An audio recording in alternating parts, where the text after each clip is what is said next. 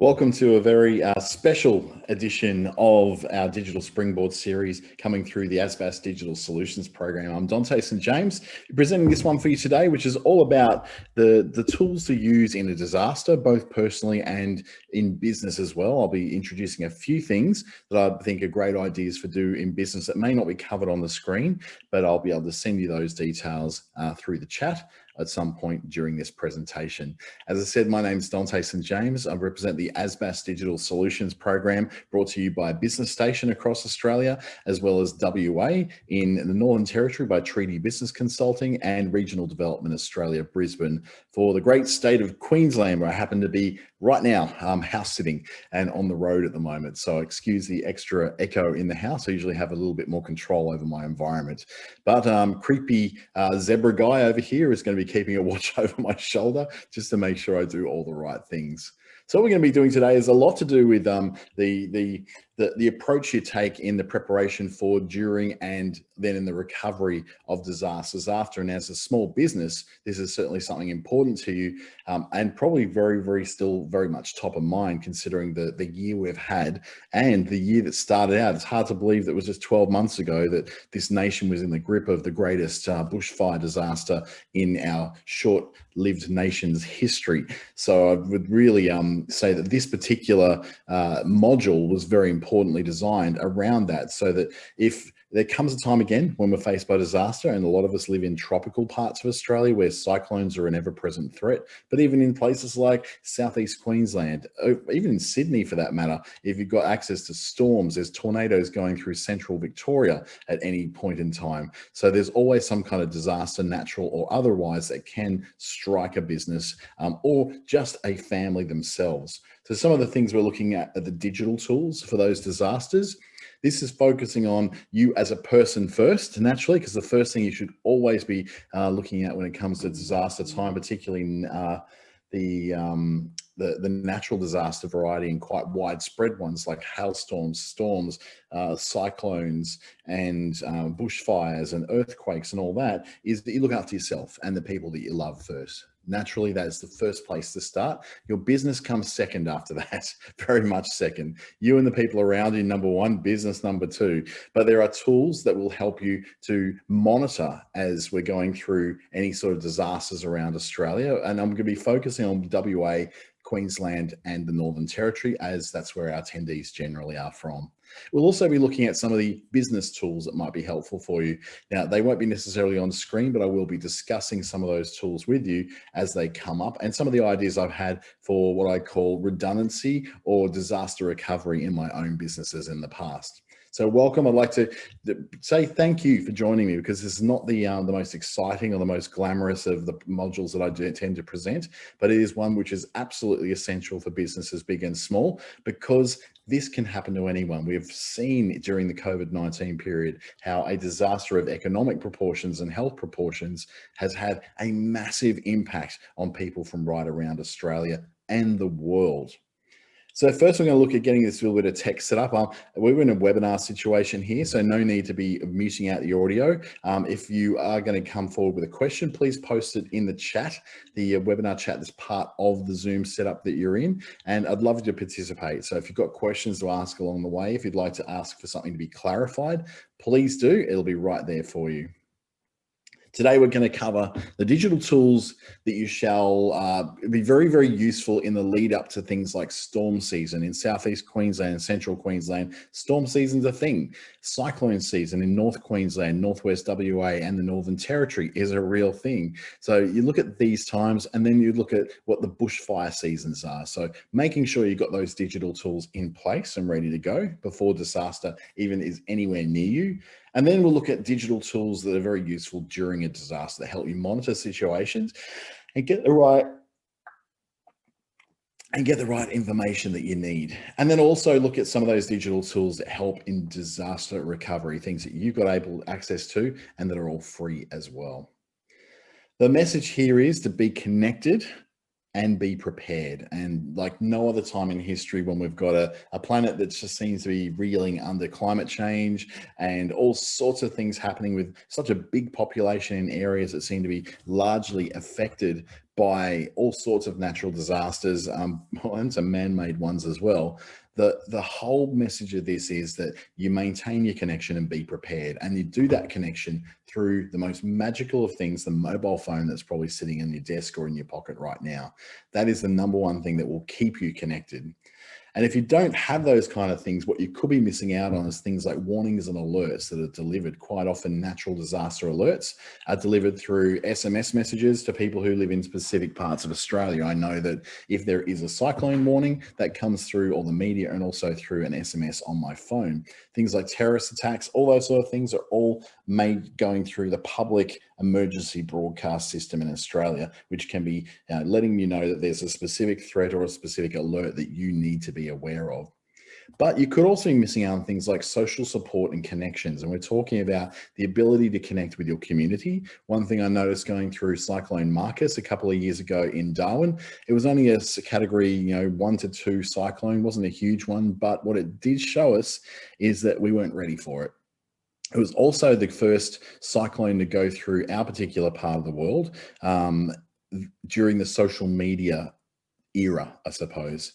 Now, there's been quite a few in North Queensland have happened, and you probably noticed this around Cairns, Townsville, Mackay, Ayr, down far as south as Mackay, that there could be all kinds of groups that start coming about and alerts that start coming through. Now, social media algorithms are not really made for delivering news in chronological order, in the order in which it's happening, but setting up groups within certain areas. So, for instance, I was living in a place called Prap, which is a suburb in the inner part of Darwin, and a new group started up during Cyclone Marcus in the aftermath of it for specific suburbs. Now, what was very useful about that is the information I was getting about the cyclone recovery, restoration of power services, interruptions to water services, was all coming very, very based upon my specific area. So using something like Facebook groups to connect with other people is absolutely vital in these times. Mobile towers are quite resilient. They're generally the thing that stands up to natural disasters a lot better than landlines, than TV stations, and things like that. Radios tend to be really good as well. Radio tends to be like on the same kind of thing as mobiles, high towers that go out a long way, and they tend to be a lot less affected. So if you can have things like a battery powered portable radio, that can be a powerful way for you to stay in touch with what's happening in your community. Although if the radio station itself goes down, then that's not much use to you. So we tend to these days rely a lot more on our mobile phones. Because if one, you might have Vodafone down, but Telstra may still be going. Or if Telstra's down, Optus may still be going. The network you're on, generally these days, and particularly in regional areas, which I know a lot of people who would be on this call today would be from, tend to go off the same infrastructure. But in major capital cities, such as Brisbane and Perth, you could be looking at a situation where your particular network of choice has gone down, but others are still available. That said, free Wi-Fi services are quite often run through 4G to 3G networks as well. So that can help you as well, that you can get hold of a signal through your local, local council or the state emergency services. I know that Telstra are very, very quick to get mobile broadcast towers out to do both Wi-Fi and things like getting like temporary microcells of 4G after things like cyclones. So I know that Cyclone Marcus was one example in Darwin, but there's many like Ivan and all those that happened some years ago around the Cairns and north region of Queensland as well.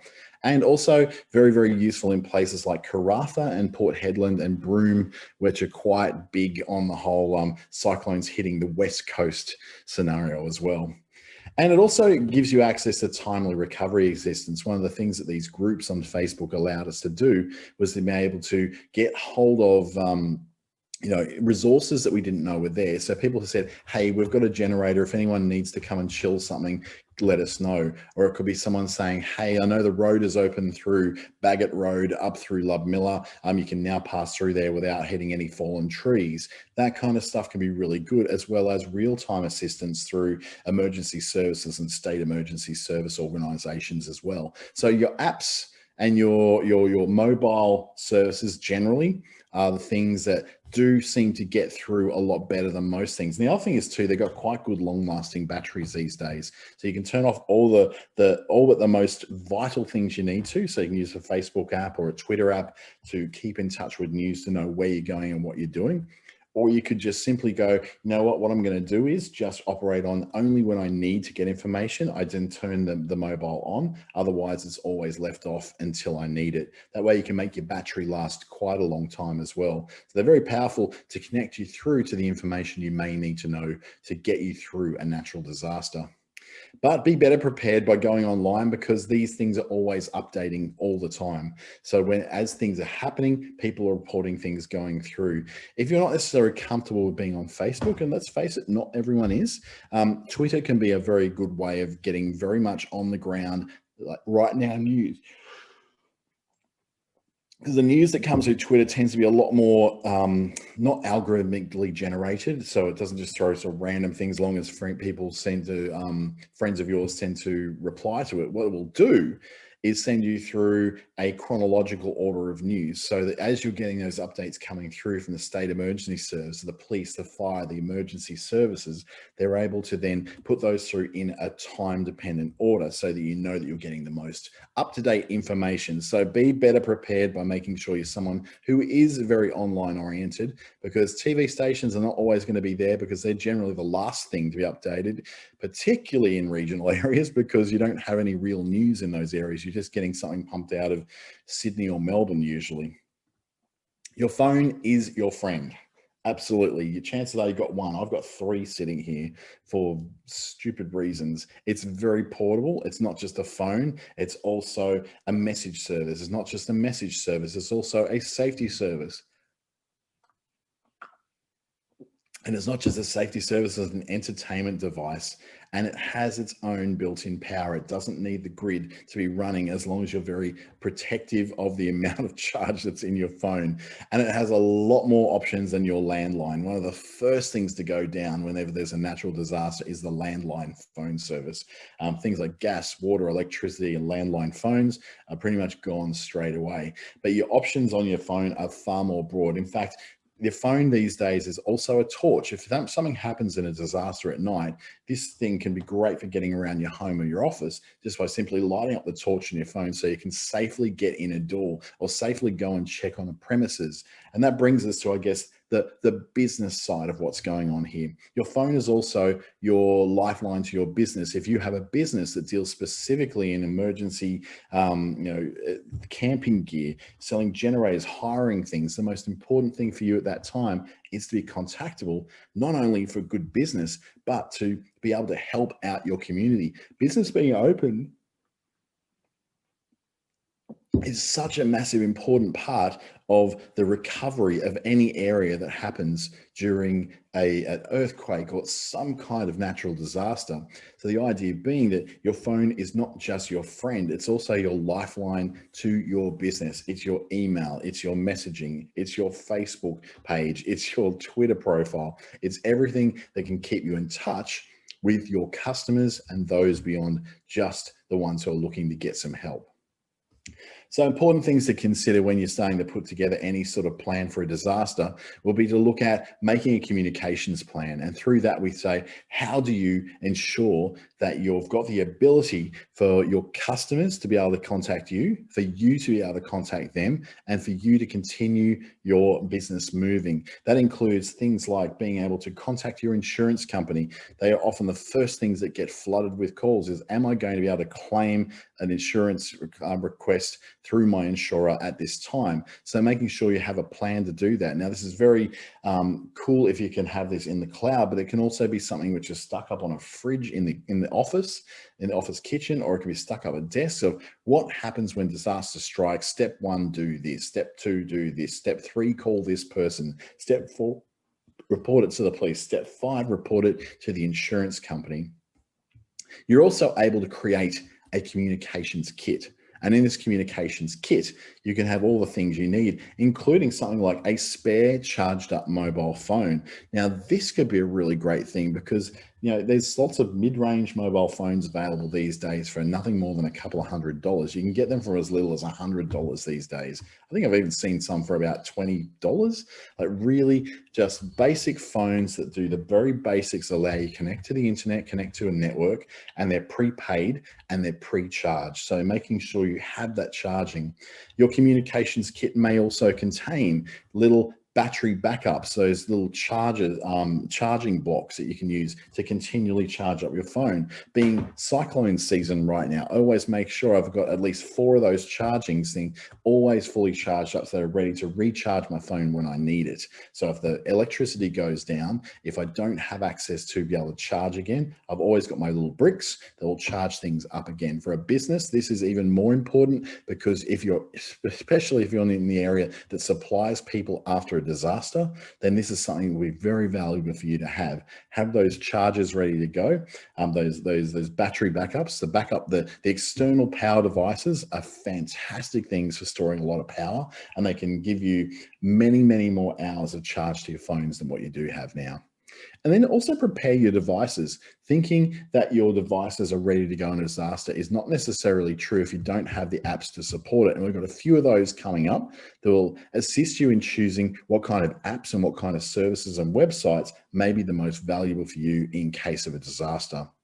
And of course, think beyond those worst case scenarios. So it's not just in case of like an absolute natural disaster. It could be something less disaster like being broken into, having someone set fire to your shop. That is disastrous. Yes, maybe not a full-scale natural disaster, but it's still something which is quite a disaster to your business. So to give yourself the opportunity to be able to do that and have those scenarios mapped out in your communications plan, prepare for those things in your communications kit, and making sure your devices are set ready to go so that you can pick them up and go and make those calls and take those calls that you need to make and take when the time does come.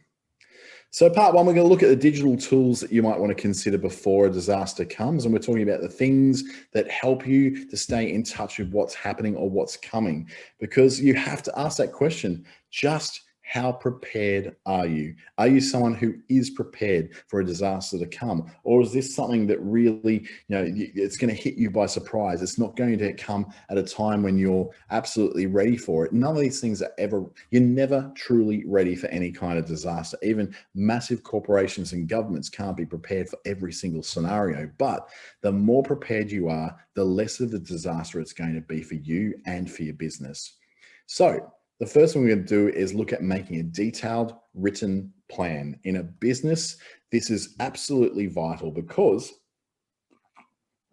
it gives everybody the chance to know what to do when disaster strikes, particularly if it happens while employees or yourself are at work. Whilst you are at the workplace, whilst you're in your place of work or your place of business, what do? You can always turn to that book, turn to that sticker on the fridge and go, okay, this is what I do.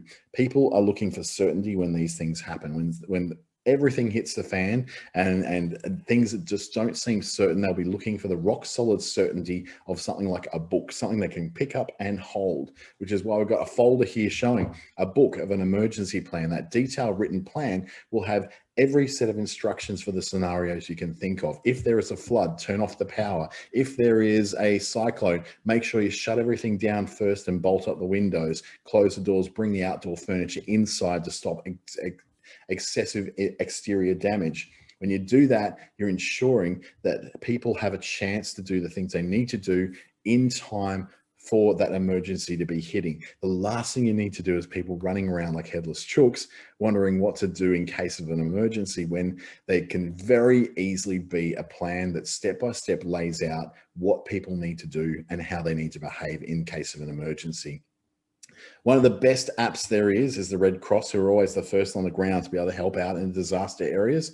The Red Cross Get Prepared app can tell you how those different kinds of disasters may affect you and your business. So if it's bushfire, flood, cyclone, storm, power outages, even, or some kind of public disturbance like the riots that are going on in America right now in the Capitol, there's all sorts of things that can happen in this day and age which may affect your ability to be able to operate as a family, as a human being, but also operate as a business. So how this app gets you through, and I strongly suggest if you've got any employees or people who work with you, contractors, they also get onto this one and go through the app and just learn how things like bushfire, flood, cyclone, storms, outages, and public rioting can actually affect a business and also affect them as human beings and what they might want to do as well in case of that happening. You can download that from the App Store on Apple, or you can get that on Google Play for an Android phone as well. One of the things we always say is don't wait until you see smoke to get away from it. By the time the smoke comes to you, particularly if you're in a very bushy area, it may already be too late. So what you want to do is get the alerts first. Listen to the alerts first. Be safe, not sorry, because by the time you can see the fire or see the smoke, that may be too late for you to actually get out. Or if you're at home and you're worried about your business, when the smoke and fire is already there, that's too late for you to go and do anything about your business. So what you want to do is make sure that you've got ample time to be able to do the things you need to do by being prepared, listening to alerts, taking notice of the alerts. Social media is a great place for that, but so is the television and the radio. Quite often those alerts will come through, like with storms coming through. We've had quite a few storm alerts come through in southeast Queensland, where I happen to be right now, telling us that there's a storm about to come that's got a destructive winds or something that's going to happen that's going to cause a big problem. So make sure that you are prepared before these things happen. I'll say it again and again and again. Being prepared saves you a whole lot of life, and it also saves you a whole lot of business as well.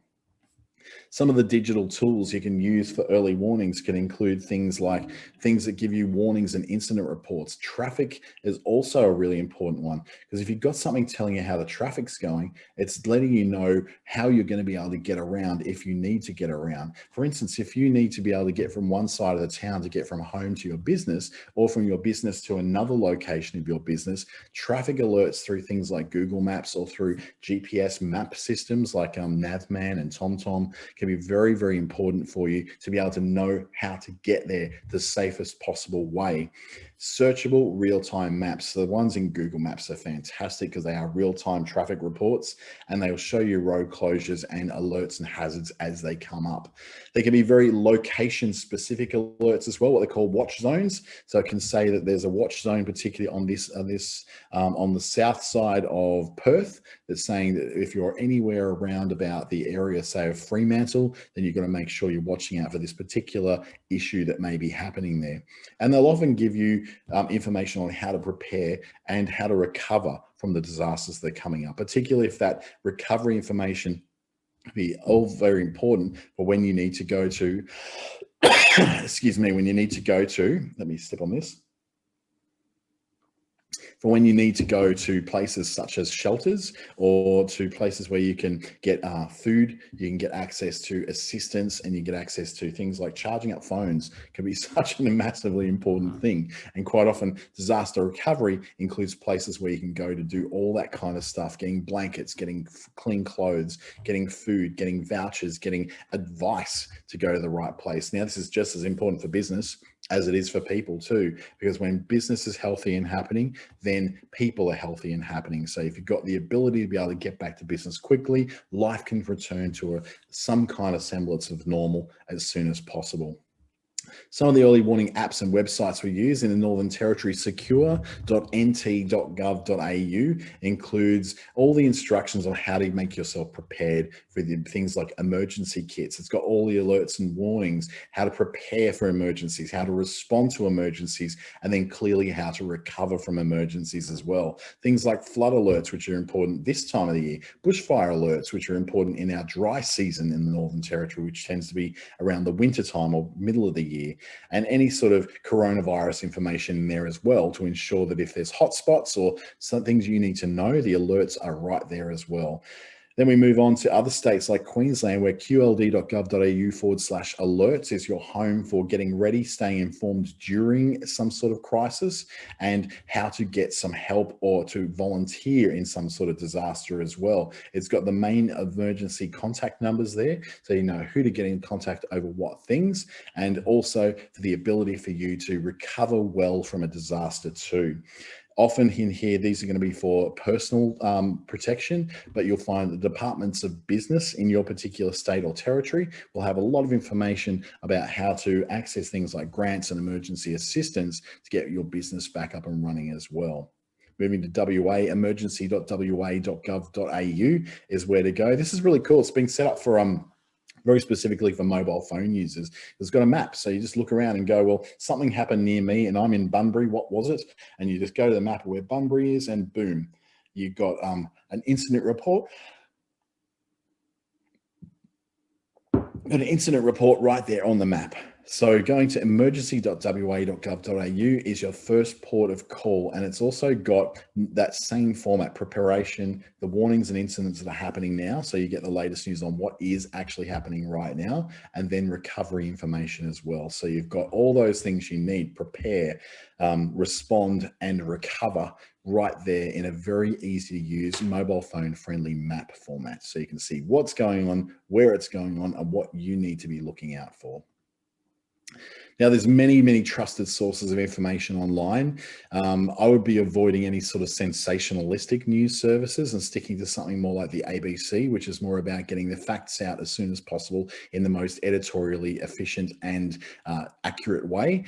A lot of the commercial television and particularly television news services, to a lesser degree, some of the talkback radio stations tend to have a spin. They spin it towards the ability to be able to get you to keep listening to them so you can hear their ads. So what you may want to do is make sure you go to something like the ABC, which has a national mandate to be delivering emergency services information, but also your individual local, state and territory SES, fire services, governments, and local council as well. These places are all the ones which are designed to be delivering information in a trusted and reliable format that's coordinating with other emergency services and government agencies around your state or territory, but also around Australia when they coordinate, like you see with the coronavirus calls that have been happening between chief ministers and prime ministers and premiers. You'll see that there's been coordination between a lot of the different governments to ensure that communication gets through as clearly as possible, as fast as possible, so then that things like media and social media can get the right message out there on how to behave and how to go forward in a time of disaster.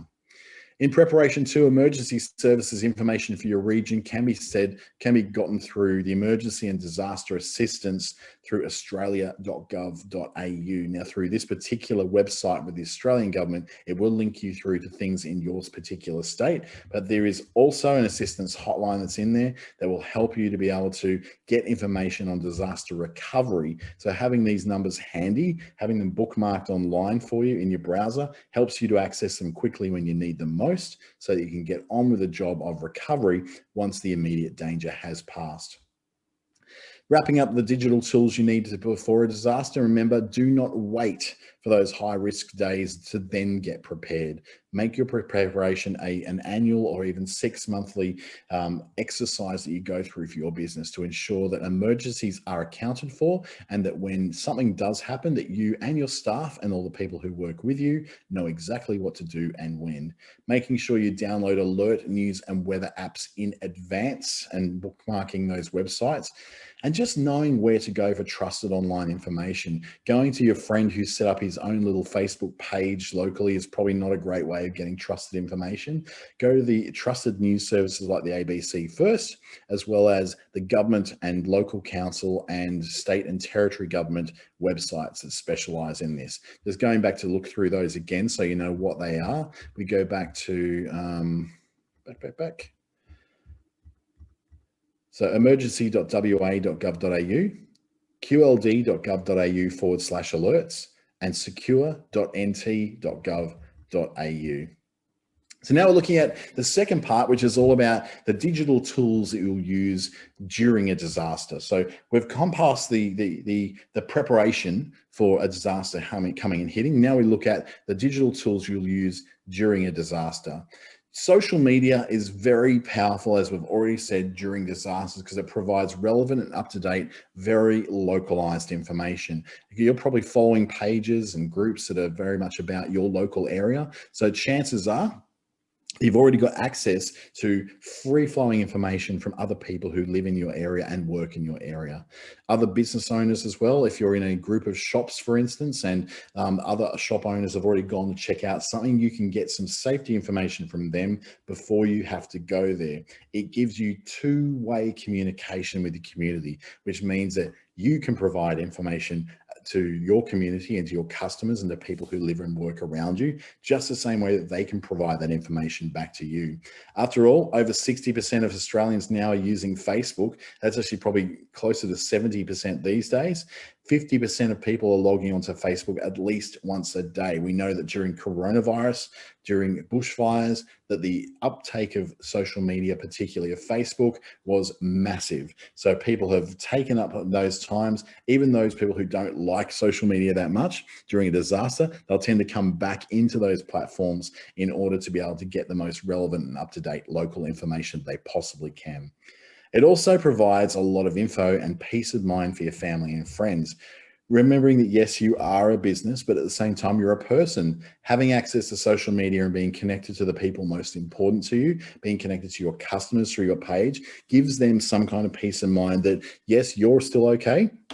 Because after all, whether you're a business owner or not, you're still a member of a community with people around you that know and trust you. But you're also letting your family and your friends know personally that you're okay. Marking yourself as safe in a disaster is a great way of letting people know that, yes, I was nearby to this, but I am not affected by it. I am okay. Social media and emergency management. Here's a bit of a video we'll play for you. Hopefully this will come through well. It's coming through YouTube. So if you're watching this on YouTube, it's a little bit of inception going on. There's a little bit of a way of understanding how to use social media in emergency management. Imagine if we had a tool that could gather and provide millions of people with potentially life-saving information in real time, at virtually no cost during an emergency. Would you use it? That tool does exist, and you probably use it every day. We want to use social media in a smarter and better way to provide the community with information before, during and after an emergency, and we need your help to make this happen. In Australia, the numbers are staggering. Nearly all of us use the internet. Almost 3/4 are on social media, and it's not just Gen Ys. The majority of us access social media through our smartphones, and we can connect to more than 14 million Facebook users and 2 million people on Twitter. Just imagine the power of our online network in an emergency. We can get real-time information, distribute key messages, counter misinformation, and have better situational awareness. And within the community, people can share information with their networks and authorities on the go. This allows fantastic two-way communication flow. This information helps us make better decisions and keeps the community informed. Already, we automatically publish emergency warnings to Twitter and Facebook, providing huge benefit to the community. Social media doesn't replace the traditional ways that we provide information. It simply enhances it. The reality is many media outlets, not to mention the community, use social media as their primary source of information and share that information within their own networks, including those who don't use social media. Social media improves our two-way information flow between the incident and the community, meaning everyone is better informed during an emergency. Help us and the community by thinking about how you can use social media to provide emergency information in your local area. So that's a great one from, I guess, emergency management social media coming out of Victoria, but that is very much relevant to anywhere in Australia of how to use information through social media to ensure that you as a human being and also you as a business owner are better informed and able to better inform other people to make sure that you've got the ability to be able to deliver some great information and get the latest information from people when it counts. So emergency services and social media can be also following the right kind of departments and right kind of outlets to get that information. In the terms of the Northern Territory PFES, or Police, Fire and Emergency Services, is a great place to follow for you to get the up-to-date emergency information from their page in the right order and in chronological time. The Department of Fire and Emergency Services in WA also has a Facebook page which is updated when there is information of a nature that is absolutely critical to be sending through to you. It appears right there. And the Queensland Fire and Emergency Service, the QFES, also has their version of this that you should follow as well. Now, each one of these departments and each one of these services has Twitter accounts as well. So please do follow those. Things like Instagram, Pinterest, TikTok, and some of the more video-based chat services are not great ideas for communicating information. Facebook and Twitter are regarded as the most reliable and the ones that can get the right information out to the massive amount of people all at one time. Whilst they're also entertainment platforms, they are news and information services as well. So getting those information through those particular official outlets like QFES, Department of Fire Emergency Services WA, and the NTPFES is a way for you to ensure that you're getting the right information at the right time from the right people who really know what's going on. WhatsApp is an amazingly good tool for those who are more privacy oriented, who don't necessarily want to be able to stay in touch with family and friends through a phone all the time, but want to be able to have access to chat with them.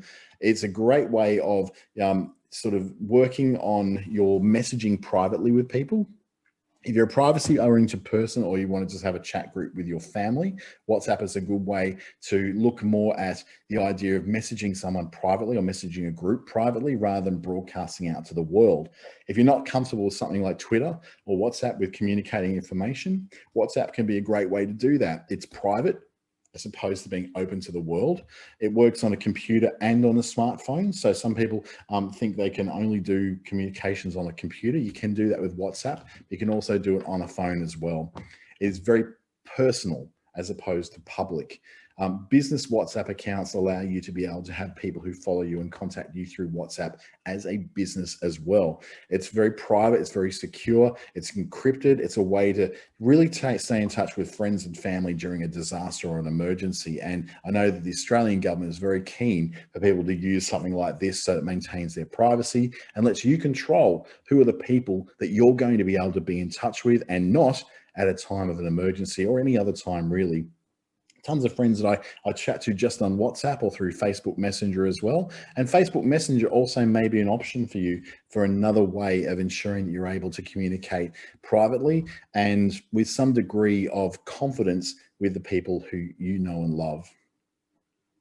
Now, there's tools that are built into various social platforms and digital platforms that let others know that you're safe. They also let others know that your business is still in existence. And the Facebook crisis response, if a particular safety check has been activated in your area, as you open up the Facebook app, you will be presented with this screen saying that a safety check has been evacuated in your area. And it'll say something like there's been a wildfire or bushfire or cyclone or flood or earthquake will be showing there. And you then can say either that it doesn't apply to you and that it goes away and you say, yeah, I was nowhere near that, but that's okay. Thanks for letting me know that it happened and I've got an option. Or you can then go, look, I want to mark that I'm safe. So if you mark that you're safe, that immediately goes out to everybody who you're connected to let them know that you have marked yourself safe as being in an area of some kind of disaster response and letting them know straight away through social media that you are okay. This is massive.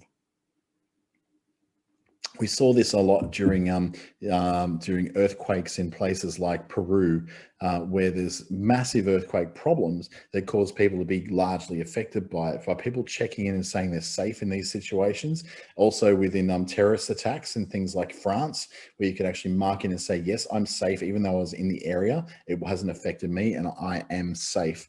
This lets people know who are worrying about you, because we're a very connected world now, that you are okay. Now, this is not appropriate for your business. This is just for you as a person.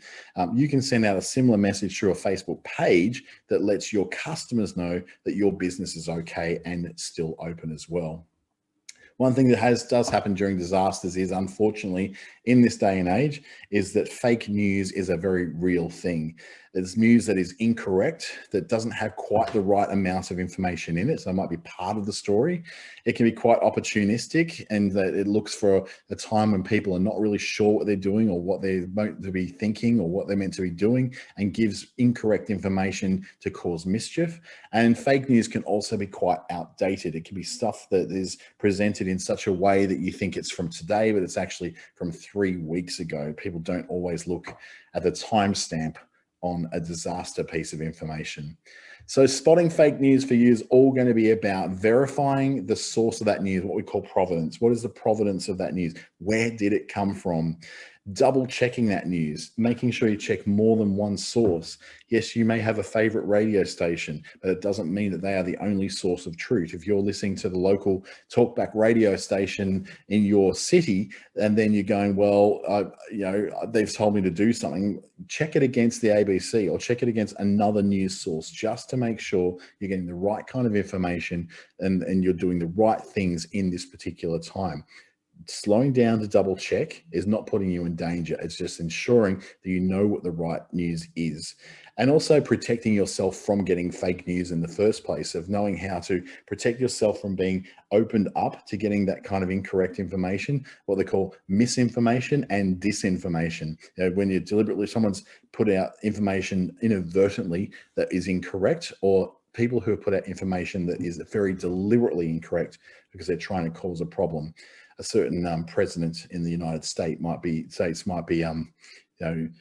in that category. So first, verifying whether an account is real or fake. The blue tick on Twitter will show you that these are real. You've also got a verification tick on government accounts in Facebook. It'll tell you whether this is an official social media account or not. They're showing the Vic Emergency one for the Victorian Emergency Services, but the NTPFS, the WA Fire and Emergency Services, and the Queensland Police Fire and Emergency also have official social media accounts that have been verified. It gives you real contact information, so verify that there is actually the right number, verify that it actually is the right account, that the images are consistent with what the account is supposed to be. And you can see that the author or poster of that comment, of that particular of that post on social media, is actually the official, that has that verification tick and is the official place where it's coming from, not just one that's opportunistically jumped up in the last 5 minutes just to take advantage of the confusion that's going on around everybody. So also look at double checking the sources for the same story, making sure that the source is correct. Go to other news services. Don't go to just the ones you like because you happen to agree with their political leanings. Go to the ones that you don't like as well. The idea is here to make sure you get the full story, not just a little headline that's being geared to make you want to go and watch stuff all over again and keep coming back to that particular news service. Look at the headline. Is it sensationalistic or is it instructional? Often emergency headlines are very instructional. They say, this is what's happening, this is what you have to do. Whereas a sensationalistic headline story will often be written in such a format as to make you scared of something rather than directing you to do something. And also double check the date on posts and articles. Quite often during a disaster, you'll see an image that's shared, but it won't show you the date that it's on. And then you find out later on that photo was taken 10 years ago in Orlando, Florida during a flood, rather than right now in Rockhampton during a cyclone and tropical low. Making sure you check that stuff is right now, not from another disaster at another time, ensures that you get the right information in to act in the right way at the right time. You can also protect yourself from bad information by checking the RMIT and ABC fact check website, or Snopes is another one, SNOPES. Bot Sentinel and MBFC News are a good way to make sure that you can check stories before you go ahead and believe them. So if there's a very large story going around, and quite often you can, again, presidents in America can often be shown to be not exactly telling the truth, you can check the facts against what they're saying right through these services. And Snopes and RMIT ABC Fact Check are actually very, very good at doing this as well. Looking at what the fake news can be very, very difficult when people then will sometimes be presenting themselves as something that they are not. The first one, which is a pinned tweet from BBC Breaking News, BBC News Tonight, contains a thing that Daniel Radcliffe would test positive for coronavirus. The actor is said to be the first famous person to be publicly confirmed. Then we've got a story from BBC News UK showing that the Queen has died. And the third one is BBC News World, which is showing that Barcelona terror attack suspects face trial. Now, the first thing I look for there is there a verification on there? First verification I see is from BBC News World, because it's got the verified tick against it. So that one definitely shows up as being the right one. Now, if I try to, and I might not be able to do it, hopefully I can do it. No, I was going to try and go in, but if you look at the middle story, apart from the fact we know that the Queen did not just die at the age of 90, we can see there that the actual username for that BBC News UK says BBC News UK, and it's got like a 1 or an L or something after it, an extra character. That's not the real news service. That one is just there, and it hasn't even got a verified tick beside it as well. Now, we can also see that there's no link to a story there. Whenever any of these services like the BBC News or ABC News are wanting to put a story out there, they'll link to that full story on their website. This particular one has not linked to anything. It's just done a photo and a sensationalistic headline, and then also shown from a very fake looking username. BBC News UK 1, I think it is not a real Twitter account. And then over on the left, you know, the BBC Breaking News. This one has linked to a real place at bbc.co.uk, but it's also linking through the app. So it's saying that there is a story here. It's linking through to what looks like the official app. The problem is, though, that's not linking through to the particular story. It's going through the news app. So it might be real. It might not be real. It hasn't got a verified tick against it. Doesn't necessarily mean that it's not real, but it's the one that you can rely the most on is the third one, because it does have the verified tick. It has got a link to the actual connection to the proper news story, as opposed to a link to an app or no link at all. It can be very hard to spot them because they all look kind of real, don't they? A wrap up to the tools during a disaster would be the social media and digital tools. They do allow us to be better prepared and more informed than ever before. Simple things you can do to avoid misinformation, making sure that you're checking the provenance or where that news has come from. Identifying fake news when you find it, looking for those subtleties that tell you that the fake news is fake news. And quite often this fake news isn't just from news services. It can also be from government departments when you're seeing something come up from an account that doesn't seem quite right, but it looks like it's from a government department, but when you look at it, it just doesn't seem like the kind of language the government department would use. That's when you do check against it and making sure that it is what it says it's going to be. And also being careful what you post and share around. What's worse than fake news coming to you is when you share that fake news without checking it first. Coming from an individual is bad enough. Coming from a business is disastrous to your brand and to your reputation as a business as well. In this final part, we'll look at digital tools in disaster recovery to make sure that after the disaster is past, you've got the things you need to be able to recover well for it. And that's because connecting with other local people and local business owners and local humans is important for support and recovery when things do go wrong. Now, social media can help communication during things like floods. And here's an example of how social media did help out during the Queensland floods of back in, I think, 2011. Social media has emerged as a powerful communicator in Queensland's flood disaster. Anxious relatives use it to track down loved ones. Police can locate trapped residents, and governments have kept communities informed. It's also part of the incredible volunteering effort, matching people, places, and even ensuring morning tea arrives on time. Danielle Crismani came up with an old tradition to help out in Brisbane's flood crisis. All I wanted to do was just get some refreshments down to the SES guys. She had all the right ingredients and used a new age method to call for help. I wouldn't have been able to do what I've done without Twitter and Facebook. Her cause, Baked Relief, is an internet sensation, with one of her followers even offering to set up her business. I've got the biggest computer ever. The internet transformed communication during the disaster as thousands of people searched for information. Maybe when your power went out and you didn't have radio and TV anymore, your mobile phone might have still worked and you still could access Twitter or Facebook. Authorities also turned to social media to reach the masses urgently. During the height of the floods, the Queensland Police Service clocked up more than 125 million hits on its posts. It now has more than 150,000 friends on Facebook and 11,000 Twitter followers. I think that this has been a critical part of the overall communication strategy, which has saved lives. But the explosion of the social media has coincided with a flood of misinformation. The decision by an Ipswich City councillor to put reports of dead bodies into the public arena without any attempt to confirm them with police, frankly, is probably the most irresponsible act by any politician of any political persuasion.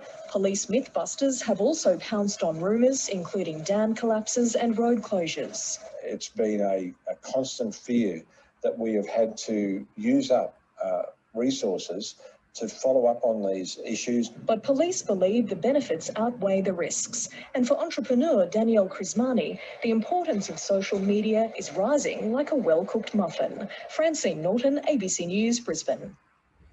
So we see the dangers of social media as well as the benefits of social media when it comes to disaster recovery.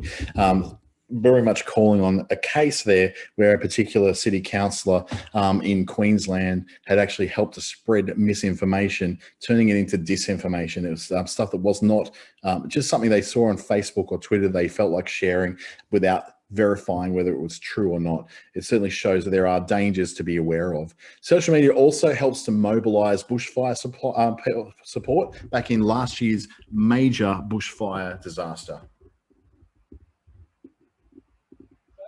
Andrew Dale's phone never stops. Yeah, I know. Yeah. He's just got that way of getting people involved. I don't know what it is. It's like the Pied Piper, I'd say. You know, he talks, people come. For months, the charismatic Canberra local has rallied his community in support of bushfire relief. It's given me soul and purpose, and I just love it. I want to wake up every day, and I don't want to go to bed of a night, and I don't get much sleep, and I'm happy not to, because it's been so therapeutic for me. Using live social media videos, Andrew calls for donations and recruits volunteers. I need another ute. Here in 20 minutes. If you can get here, please PM me. And his method and manner have proven very effective. I've never seen so many happy people, happy to go to the shops and spend $500 or $1,000 or put $1,000 in my account and say, I'm so happy to give you that money. It's just been incredible. It's just been incredible. Saturday just gone, 44 degrees, and you would have thought it was 20 degrees the way people were just pushing themselves. They didn't want to stop. They just wanted to work because they know what other people are going through is far more difficult. 10 trucks full of supplies have left Gungahlin today, headed for bushfire-ravaged communities on the New South Wales south coast. It's just totally humbling to see Australia getting together, or Canberra especially getting together and helping our local people. I don't get paid. I'm just happy that if this is helping them, it's making me happy. So, yeah, it's the least I can do really for all those poor people down there. But Andrew insists he's not doing anything out of the ordinary. If you call me a legend or anything like that, it's a $25 fine that goes to our fund. Community spirit motivated into action thanks to the unstoppable energy of one man. Again, showing the power of social media and digital tools when it comes to disaster recovery, and showing that a bunch of businesses getting involved like your own could be a powerful way for you to now taking advantage of disaster is a horrible thing to look at, but as a business, you are part of a community. So helping out a community in crisis is a way for you to ensure that you are doing your part and getting a great reputation for it as a bit of support too. You can use Facebook for organising local support and information.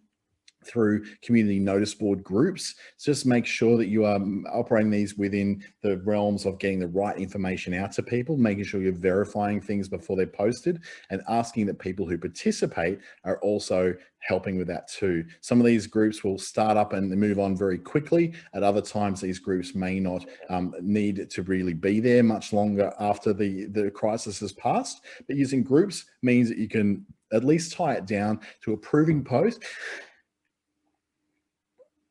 And you as an administrator can make sure that you are then helping people to get the right information out to the community at large. So when do you use Facebook groups? You can use them before, during, and after.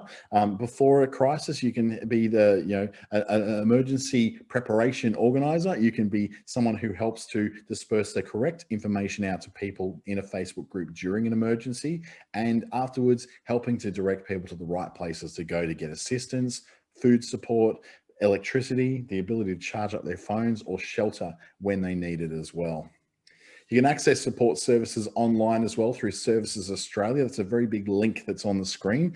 But if you just at least go to servicesaustralia.gov.au, that will lead you in the right direction, where you can connect with things like Centrelink, Medicare, and child support for those things you do need to access at all times, but especially during a disaster period. Often the Centrelink phone lines are manned extra during disasters, as well as Medicare when people are trying to get access to medical support and services as well.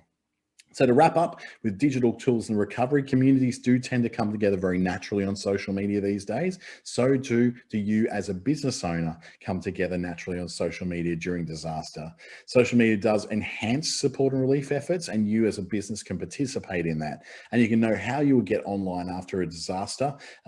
It's important for you. You'll be online during it, but make sure you've got an ability to be able to be online as quick as you can afterwards, to ensure that you can show the community that your business is back up and running and things are coming back to normal. And not just for you as a business to make money, but also as you as a part of the community to be available when people need you.